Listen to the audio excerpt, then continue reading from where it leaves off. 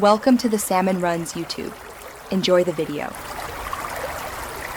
In this video, I will explain how to cook aloe vera, so let's start by choosing the right leaf. Select a large, healthy leaf from an Aloe barbadensis Miller plant, as this variety is best for consumption. Cut it close to the stem, then stand it upright in a glass for about 10 to 15 minutes. This allows the yellow aloin, which is a bitter laxative compound, to drain out completely before you proceed. After the aloin has drained, wash the leaf under cool running water to ensure it is clean.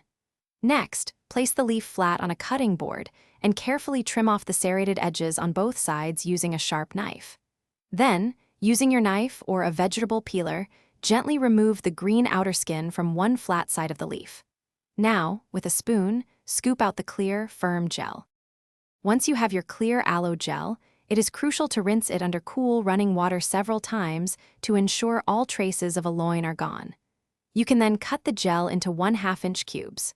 For a softer texture, gently boil these cubes in water for 10 minutes, then drain them. These softened pieces are perfect for adding to a fruit smoothie or even lightly sautéing with vegetables in a stir-fry.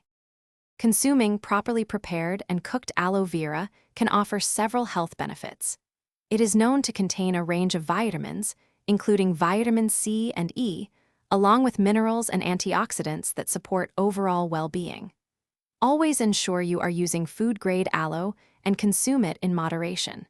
If you have any health conditions, it is wise to consult a healthcare professional before incorporating it into your diet.